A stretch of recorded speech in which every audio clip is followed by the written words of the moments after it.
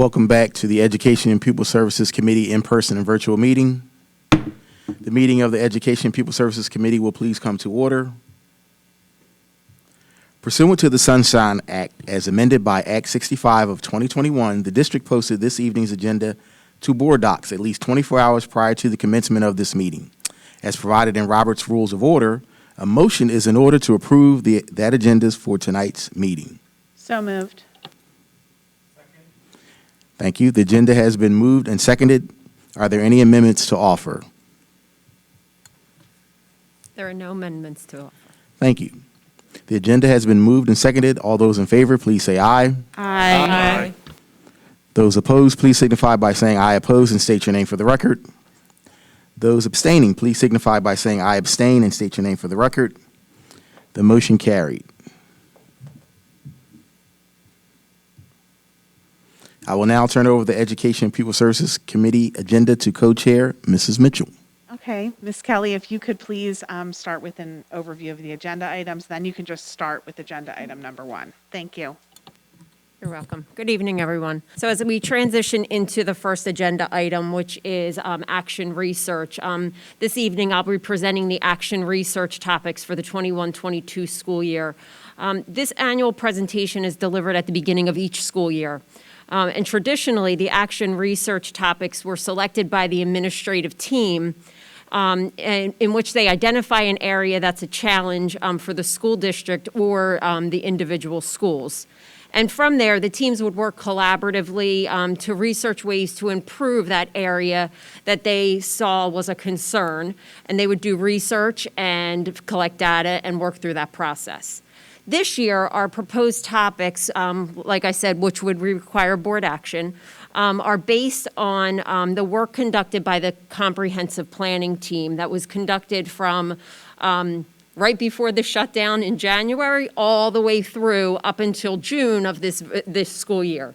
So, and just to remind the audience as well, the comprehensive plan is available on our district website under the curriculum and instruction page, just for a reference if anyone needs it. So the topics that you'll see tonight may look very familiar as we built the topics around the work that was started by the comprehensive planning team and the challenges that were identified. And we will continue now with these teams to collect data, analyze the latest research in these areas, and make additional recommendations throughout the year. So why action research? So a few different reasons as to why. The first reason being it's part of the evaluation system. It's one component of the evaluation system for both teachers as well as principals or those that are classified or in a certain area that have to do action research for as part of their evaluation system.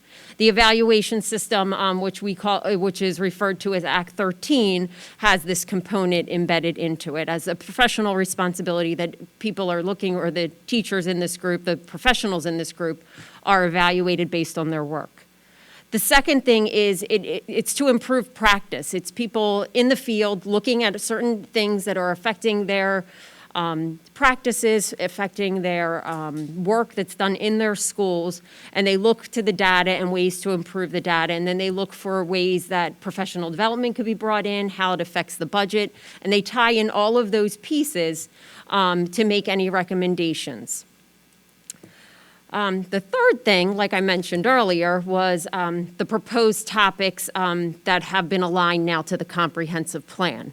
And the comprehensive plan has a few different pieces embedded in it that we're looking at benchmark data. We're looking at the benchmarks that we set through the comprehensive plan, that we have a 3-year goal to get to.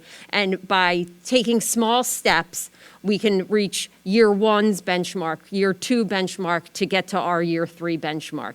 And ultimately, what we want to do is get to the 2030 goal that is established by the Future Ready Index and the data that is there. So there's a few different pieces, but like I said, you'll notice some of the work has already been started in this area. There'll be around the areas of reading, math, social and emotional learning, graduation rate, all things that we have been talking about for months and months and months throughout our work with the comprehensive plan, as well as the pieces that we've been bringing forward to the board's attention.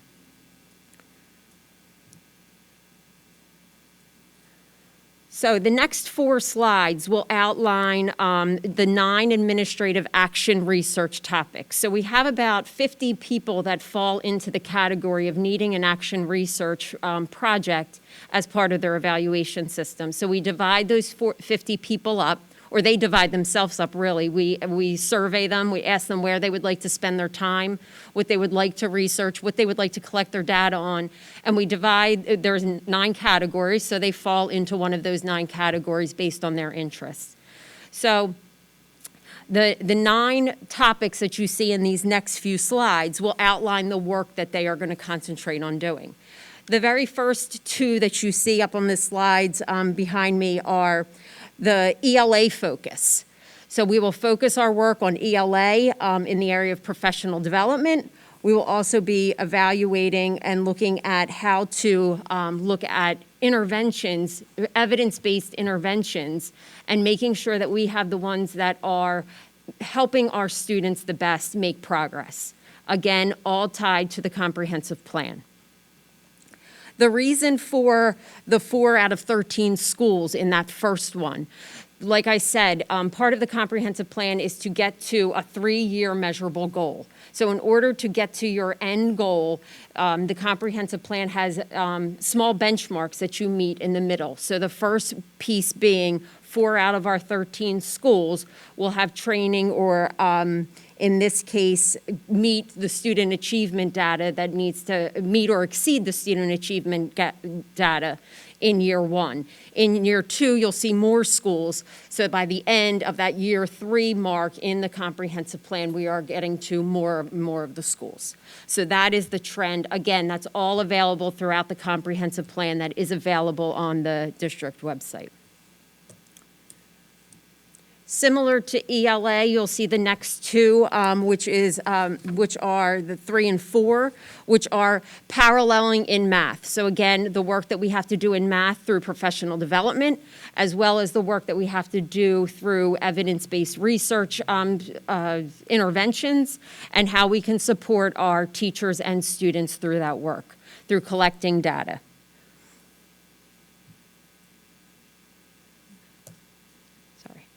The next 3 here are all based on the social and emotional learning for our students.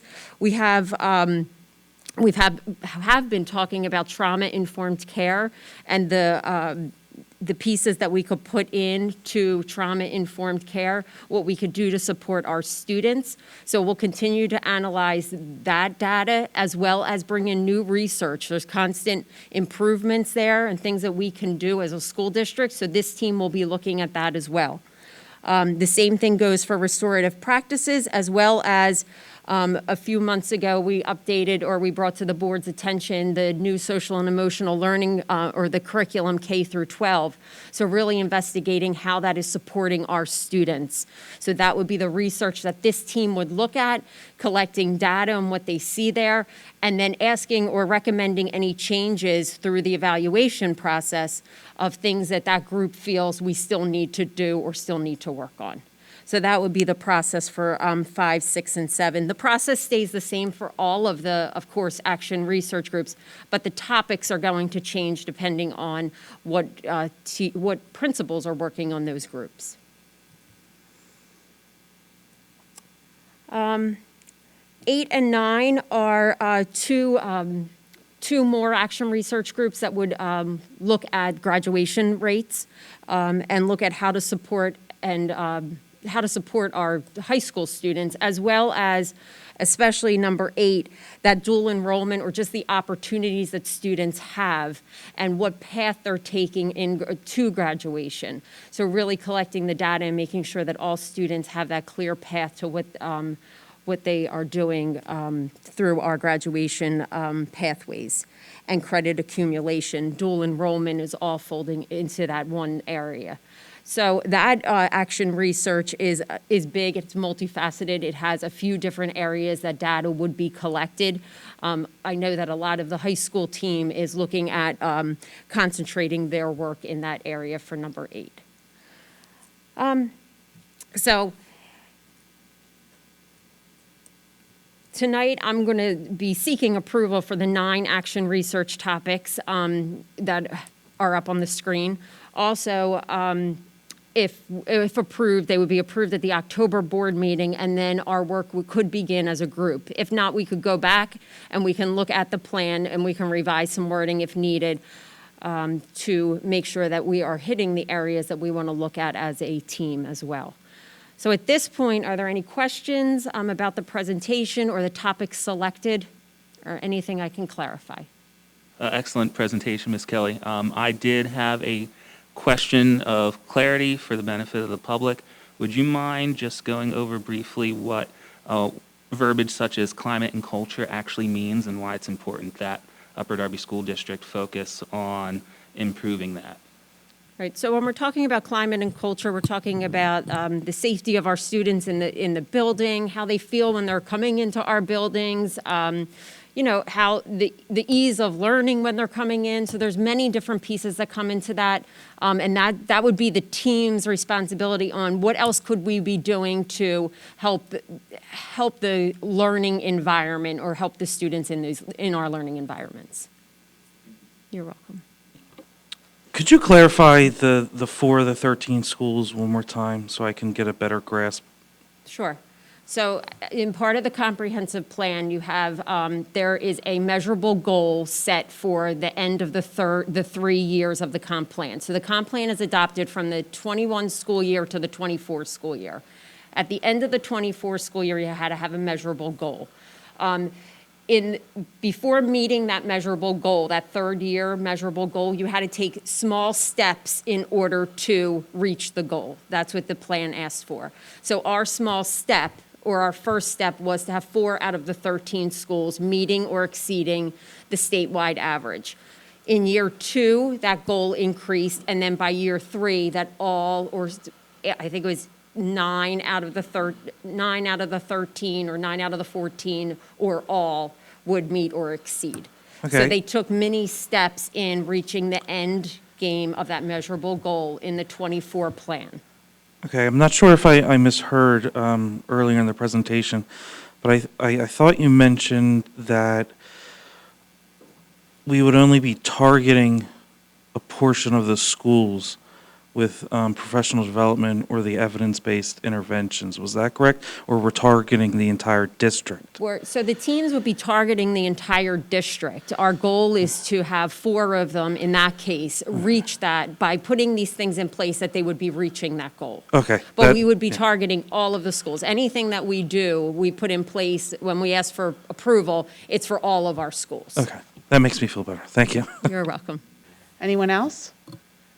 All right, I think we're good to move on to the next agenda item, the policy report. Mr. Desnoyers. So there's only one policy under consideration this evening. It's policy 204, attendance.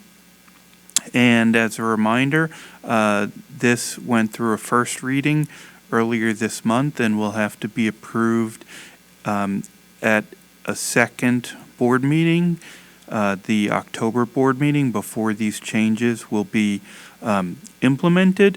And the changes can be summarized as follows.